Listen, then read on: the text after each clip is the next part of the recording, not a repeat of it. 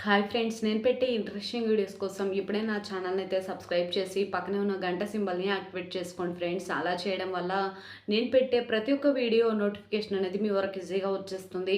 అందరికంటే ముందుగానే చూసేయచ్చు. ఇక లేట్ చేయకుండా అసలు వీడియోలో ఏం జరిగింది అనేది తెలుసుకునేది ఉంటుంది. అమ్మ బావ నువ్వు కానీ ఆ స్వీట్ తిని ఉంటే చారు ప్లేస్లో నువ్వు ఉండేవాడివి అని అంటూ ఉంటే, అమ్మ ఆద్య ఎంత మోసం చేసింది. ప్రేమగా స్వీట్ తీసుకొచ్చిస్తే ప్రేమతో అనుకున్నాను, కానీ ఇలా నన్ను ఇక బాత్రూమ్ దగ్గర కూర్చోబెట్టాలని ఫిక్స్ అయిందని అనుకోలేదు చారు అనగానే, సరే బావా అని అంటూ ఉంటే, సమయానికి వచ్చి నన్ను సేవ్ చేసావు రామా అని చెప్పేసి ఈ విధంగా అంటూ ఉంటాడు సీను. ఇకపోతే ఏది ఏమైనా సరే మనం కొంచెం జాగ్రత్తగా ఉండాలి బావా అని చెప్పేసి రామలక్ష్మి అంటూ ఉంటుంది. కానీ నీకు ఈ ఒక్క పూట మాత్రమే సమయం ఉంది కదా, నువ్వు వెంటనే ఇక ఆదిత్యల దగ్గరికి వెళ్ళి ఏం మాట్లాడుకుంటున్నారో, అసలు ఏం జరగబోతుంది అనేది తెలుసుకో బావా అనగానే, సరే రామలక్ష్మి అని చెప్పేసి ఈ విధంగా అంటూ ఉంటాడు. అప్పటికే ఇక చారు కుట్రని బయట పెడితే తప్ప ఆద్యతో తనకి పెళ్లి కాదన్న విషయం తెలుసుకున్నాడు కాబట్టే దేవుడు ఒక మార్గాన్ని చూపించాడు. ఏది ఏమైనా సరే ఈరోజు నేను చారు కుట్రని బయట పెట్టి ఖచ్చితంగా ఇక నేను ఆద్యని సొంతం చేసుకోవాలి అనే ఆలోచన తనకి ఉంది కదా. ఆదిత్య ఇద్దరు గుడికి వెళ్ళారని తెలిసి వెంటనే ఇక సీను కూడా గుడికి వెళ్తాడు. గుడికి వెళ్ళి గుడి అంతా కూడా తిరుగుతూ ఉంటే సీను ఆదిత్య కోసం ఇద్దరి కోసం కూడా సీను వెతుక్కుంటూ గుడికి వస్తాడు కదా. ఎక్కడ కూడా కనిపించరు. కనిపించకపోయేసరికి ఆదిత్య ఎక్కడికి వెళ్ళారు అని చెప్పి గుడంతా కూడా వెతుకుతూ ఉంటాడు. అప్పటికే ఆదిత్య ఇద్దరు కూడా కలిసి గుడి చుట్టూ ప్రదక్షిణలు చేసి దేవుడికి మొక్కుకుంటూ ఉంటారు.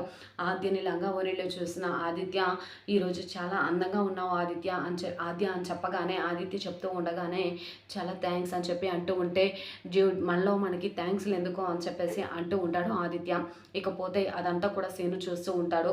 ఆద్యని పొగడాల్సింది నేను, ఆద్య పక్కన ఉండాల్సింది నేను. ఒక్క పూటే కదా, తిరుగు, ఎంతసేపు తిరుగుతావో తిరుగు, తర్వాత చెట్టపట్ట లేకుండా అమెరికాకు పారిపోతావు. ఈరోజు ఆ చారు కుట్రని బయట పెట్టి నా ఆద్యని నేను సొంతం చేసుకోబోతున్నాను అని చెప్పి ఈ విధంగా అనుకుంటూ ఉంటాడు. ఇకపోతే ఇంట్లో అందరూ కూడా భోజనానికి కూర్చొని ఉంటారు.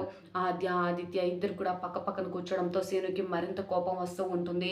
వెంటనే ఇక సీను ఇలా అంటూ ఉంటాడు, మామయ్య మీతో ఒక విషయాన్ని చెప్పాలి అనగానే, ఏంటి సీను, ఏం మాట్లాడాలి అని అంటూ ఉండగా, అర్జెంటుగా మాట్లాడాలి మామయ్య అనగానే, సరే ఏంటో చెప్పు అని అంటూ ఉంటే, అది అది అని చెప్పి అంటూ ఉంటే చారు కంగారు పడిపోతూ ఉంటుంది. ఎందుకంటే సీను చేతిలో ఉన్న నగల బాక్స్ని చూసి, ఏంటిది నగల బాక్సు, పద్మాతయ్య ఇక బీరువాలో దాచిపెట్టుకుంది కదా, భద్రంగా తాళం కూడా వేసింది, ఇదేంటి ఈ నగలు సీనుబాబు చేతికి వచ్చాయి అని కంగారు పడుతూ ఉంటే, సరే మామయ్య ముందు భోజనం చేయండి తర్వాత చెప్తాను అనగానే, సరే అని చెప్పేసి అందరూ కూడా భోజనం చేస్తారు. తర్వాత ఇక వెంటనే, ఏంటి సీనయ్య ఏదో చెప్పాలన్నావు అనగానే, వెంటనే జానకి కూడా, సీను మీతో కొంచెం మాట్లాడాలనుకుంటున్నాడండి, వాడికి కొంచెం టైం ఇవ్వండి అనగానే, సరే అని చెప్పేసి ఈ విధంగా అనుకుంటున్న సందర్భంలో పద్మ, పార్వతి అలాగే చారు అందరు కూడా, ఏంటి ఏం మాట్లాడాలనుకుంటున్నారు, కొంపదీసి సీను బాబుకి ఈ నగలు దొంగ నగలని తెలిసాయే ఏంటి అనగానే, వెంటనే ఇక అటు నుంచి మార్వాడి షాప్ అతను వస్తాడు. అతను రావడం చారు అలాగే పద్మ షాక్ అయిపోతారు. వెంటనే ఇక, ఇదేంటి ఈ బంగారు షాప్ అతను ఎక్కడికి వచ్చాడు, చారు ఇక డబ్బు కట్టి నగలు కూడా తీసుకొచ్చింది కదా, మళ్ళీ ఎందుకు వచ్చాడు అని అంటూ ఉండగా, వెంటనే చారు దగ్గరికి వచ్చి, ఏంటి షాప్ అతను వచ్చాడు, కొంపతీసి మొన్న నగలకి డబ్బులు కట్టలేదా ఏంటి అనగానే, కట్టే తీసుకొచ్చాను అత్తయ్య అనగానే, అవునా మరి ఎందుకు వచ్చారే అని చెప్పి అంటూ ఉంటే, అదే నాకు కూడా అర్థం కావట్లేదు అని చెప్పి ఇద్దరు కూడా మాట్లాడుకుంటూ ఉంటారు. వెంటనే ఇక ఆ షాప్ అతను, రఘురామ్ గారు నమస్కారం అనగానే, నమస్కారం మార్వాడి షాప్ అతనికి చెప్తూ ఉంటాడు రఘురామ్. ఏంటి సేట్జీ ఇలా వచ్చారు అనగానే, అది అని అంటూ ఉంటే, నేను చెప్తాను మామయ్య అని చెప్పి రఘురామ్కి సీను వివరంగా చెప్తూ ఉంటాడు.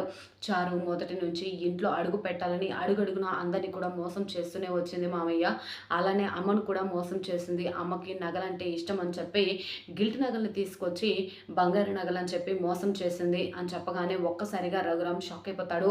చారు ఒక్కసారిగా కుప్పకూలినట్టుగా చూసిపోతుంది. పద్మ, పార్వతికి ఏమీ అర్థం కాదు.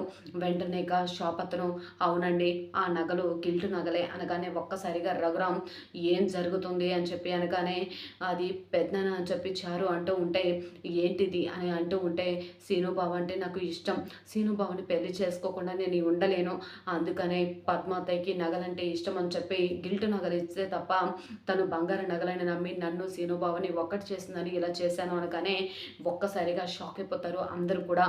మరి సీను అలాగే జానకి వాళ్ళకి ఇద్దరికి కూడా చారు గుట్టుని మరి అందరి ముందు మార్వాడి షాప్ అతన్ని తీసుకొచ్చి బయట పెట్టగానే పద్మ మరి చారుని మెడపట్టి బయటకు గెట్టేయబోతుందా. ఈ రోజుతో ఆదికు అలాగే సీనుకి మధ్య బంధం